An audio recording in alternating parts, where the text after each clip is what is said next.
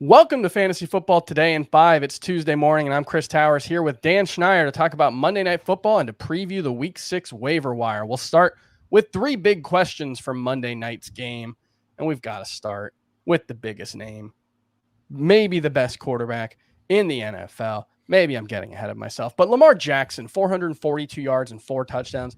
I believe this was the first time a player has passed for 440 yards with an 85% completion percentage or better was the stat. With 50 rushing yards was the stat, I believe. With 50 rushing yards as well. Okay, so yeah, he had a huge game with very little coming from the Ravens rushing game. He's up to QB5 in fantasy scoring. There were some, is Lamar Jackson having a disappointing start to the season discussions earlier, a couple, maybe within the last week or two. Is he back in the overall QB1 discussion with Patrick Mahomes and Kyler Murray and Josh Allen, whoever is in that discussion for you? I think for sure. And I hope that the Ravens learned a lesson tonight. They don't need to go down multiple scores to be a pass-first offense. Lamar Jackson has taken a big step forward as a passer. Marquise Brown has taken a big step forward as a receiver. And those two things combined lead to them being a really good team when they go pass first. And he's put up all those points tonight without a rushing touchdown. So just think about that. Those will come. He was very close on a couple of those and still hasn't broken his patent, 50, 60, 70-yard touchdown. Those are coming too in the run game. Yeah, he is averaging about 6 to 7 attempts per game more than his career high in 2019. He's up to about 33 per game right now. He's been above 30 in 4 out of 5 games.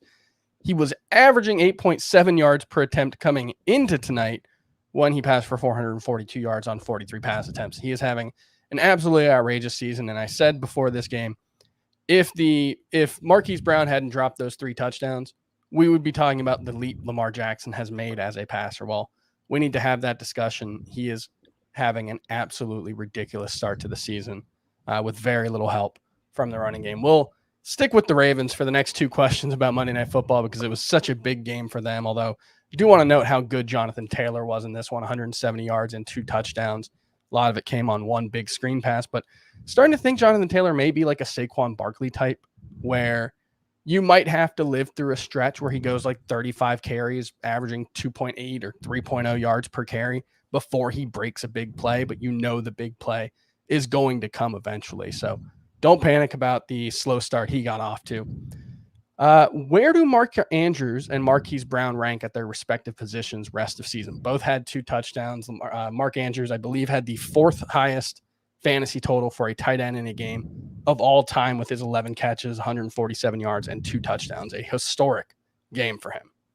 Yeah, for me, Mark Andrews moves up the ranks as long as I can trust this Ravens offense to move forward to the pass-first offense. Yeah, 3, maybe even 2. The way Darren Waller's looked these 2 of the 4 games so far, I'm not giving up on Waller by any means. Don't get me wrong, but that whole Raiders team is a mess right now, so I don't want to get too far behind any of them. But yeah, 3 or 2. And then as far as Marquise Brown goes, like, we were a year early. Some of us, I believed in the breakout last year. I had him in all leagues. Unfortunately, didn't double down as much this year, but had him in some dynasty. And now it's coming. I mean, he has the deep speed to beat you on the deep routes. Those, like you mentioned, if he catches any of those drop balls, he has an even unbelievable. He'd be a top 5 wide receiver if he caught 2 of them, I believe. There it is. And so I put him in the top 12 right now. I really do. Yeah, he's been awesome. I think for me, it's more like top 15 or top 20, but absolute must-start player moving forward. Same can't be said of the running backs on the Ravens. Is there any reason to roster Tyson Williams or Latavius Murray?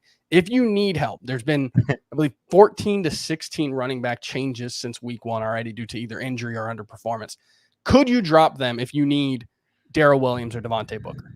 Yes, if you need one of those 2, yes, I definitely think you can. I would be more willing to hold on to Latavius Murray. Still seems like he has more of the quote-unquote lead role. Yeah, he was involved down in the 4th quarter and overtime late in that game. So right, and even get some receptions, which you didn't always think he could get. But overall, this Ravens run blocking unit is not what it used to be. They've had injuries. They've had guys retire in recent years, and they traded Orlando Brown Jr., so they're just not the same run blocking unit they used to be. So I think this team will move forward as a pass first offense, and I don't trust any of those backs.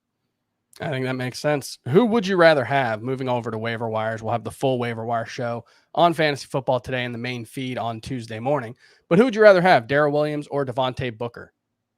I'm going Darrell Williams here. I don't fully trust Devontae Booker right now, especially if Daniel Jones is forced to miss time with a concussion. I also just would rather get exposure to that Chiefs offense. And remember, the Giants made Devontae Booker inactive one of these weeks and played their rookie Gary Brightwell. That's not the best sign. No, it's not a great sign. Speaking of the Giants, how high would you rank Kadarius Toney for Week 6 if he is able to play? There does appear to be some kind of injury that he's dealing with. Knowing Golladay will be out for 2 weeks, still uncertain timelines for Shepard and Slayton could both be out. They didn't really get much practice in last week.